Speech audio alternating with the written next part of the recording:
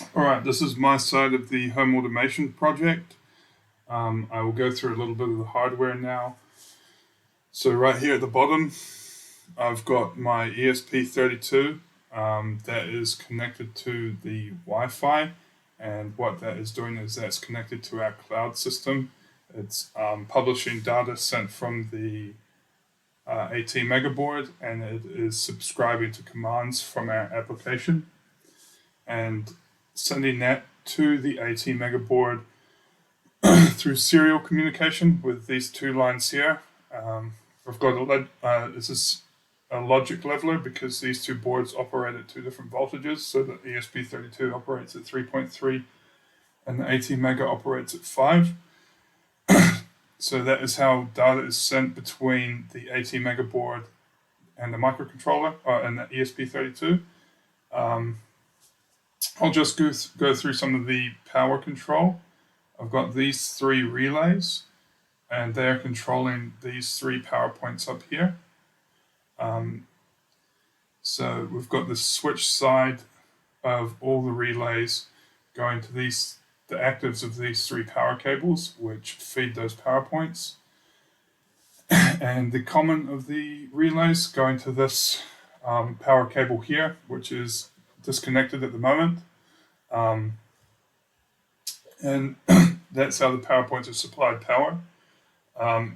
So if you look at the circuit, I've just got all the earths looped and all the neutrals looped. And then the actives are what I switch. In terms of lighting control, I've got this triac optocoupler set up here.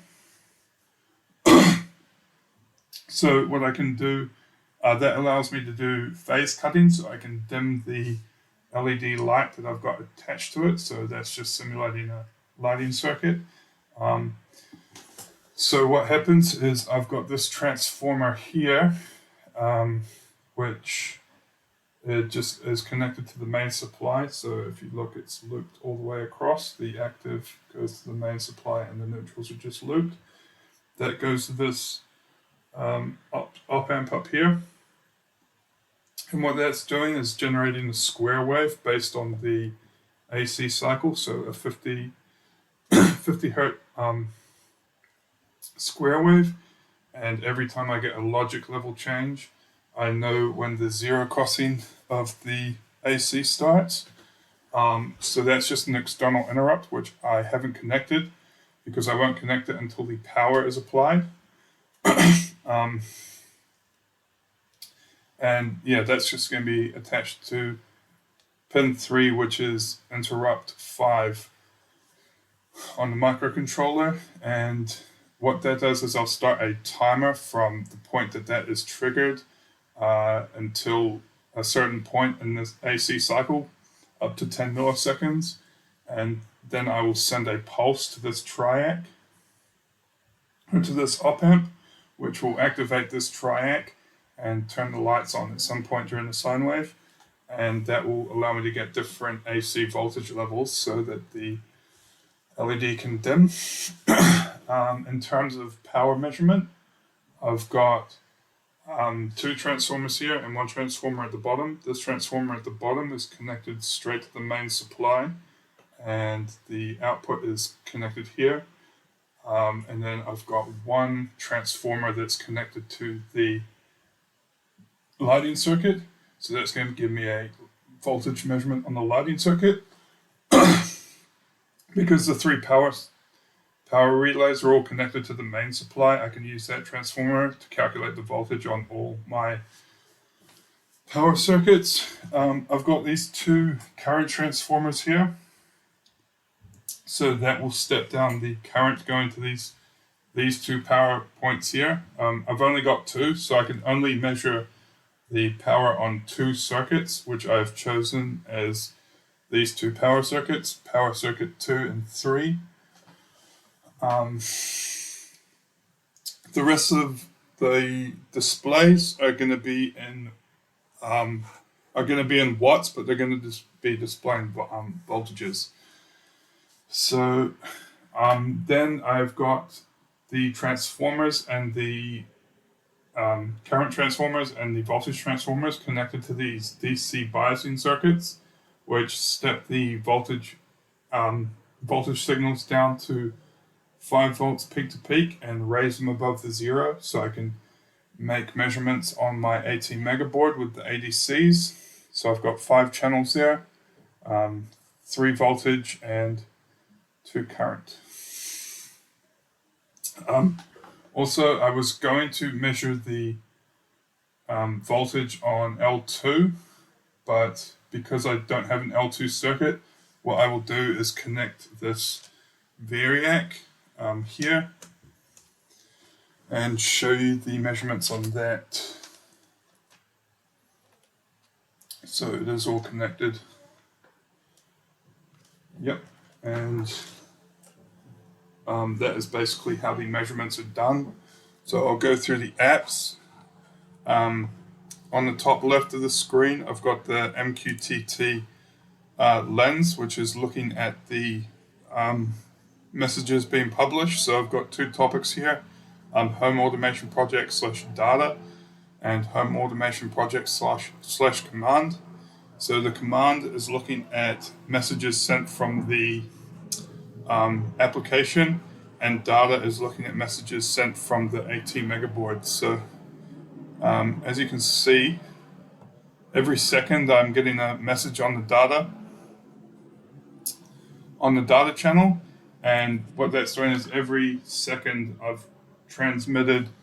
I'm transmitting a different power level. So it just cycles between all the circuits. So 3 power circuits, P0, 1, 2, 3, P0, 1, 2, and then L1 and 2, the 2 lighting circuits. And then on the top, you'll see if I push a button, it's going to send different messages. So this will tell you what circuit is on, and this will tell you whether the light should be on or off. And then this is the brightness. So if I change the brightness, you can see that message changes, same with the power. And you can hear the relays turn on.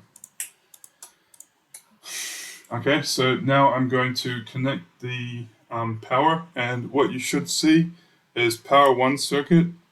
This is showing watts, but what I've got this set as is the measurement of the AC main supply, the RMS value. So when I plug this in, it should step up to 230. So that's plugged in. This will step up. So we've got 236 volts. That's our main supply.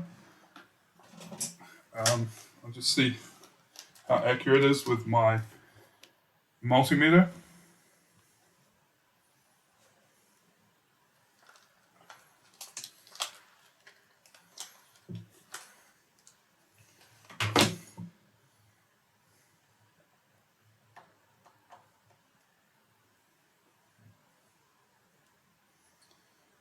Okay, so you can see on the multimeter across the main supply there, I'm getting 239 volts. The app is showing 238.31, so it is pretty close. Okay, so now what I'm going to do to simulate the power is I've got these, we'll show you the power measurements quite accurate. I've got these 2 appliances here. This one here is 1,000 watts. And this fan here is 45 watts. So the fan is connected to power circuit 2. Once I turn this on, you should hear the fan turn on, and then you'll see the power level change. So it just takes a while because it cycles through every 5 seconds.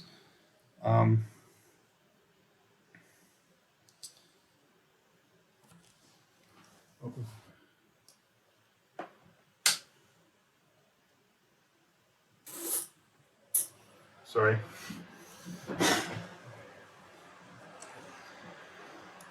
So yeah, 57 watts. Now if I look at the blender is not turned on yet. So I'll turn that on and turn it on at the app.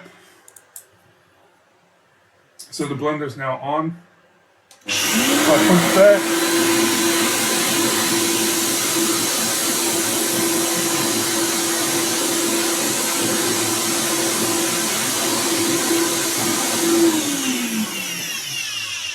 you get a pretty accurate power reading. If I switch these over, you can see that they're relatively calibrated. So now I've got the 1000 watt on the power circuit 2, not turned on. And on power circuit 3, I've got the fan, which is now connected. So power circuit 3, the power is stepping up as it's connected to the fan. And if I turn the blender on, you can see power circuit 2 will step up.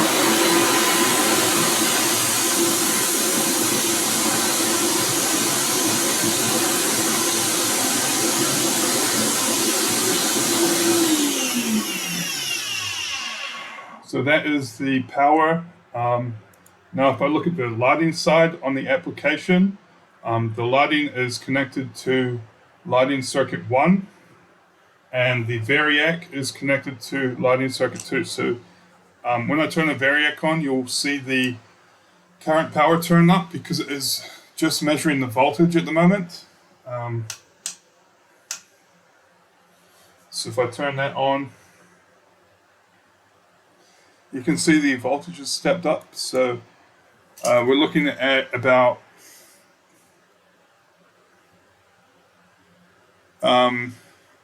this would be a transformer stepping it down from 230. And if I turn this down, you'll see the current power drops.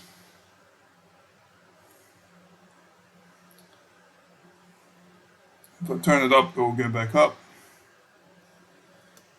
Okay, now if I turn the light on,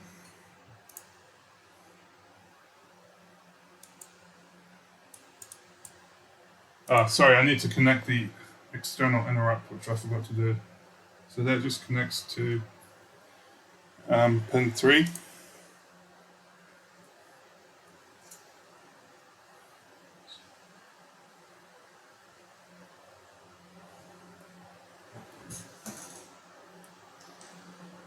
So now if I turn it on, the light will go on, and I can change the brightness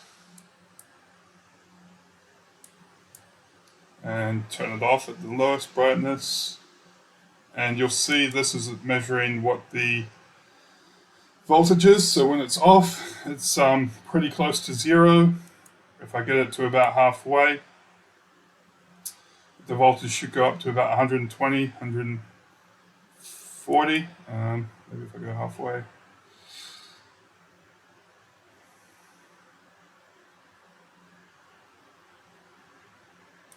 Okay, and then max brightness, it should jump up to 230.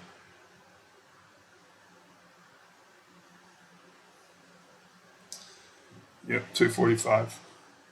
And then on all the circuits, I've got an energy usage for the day and an energy usage for the month.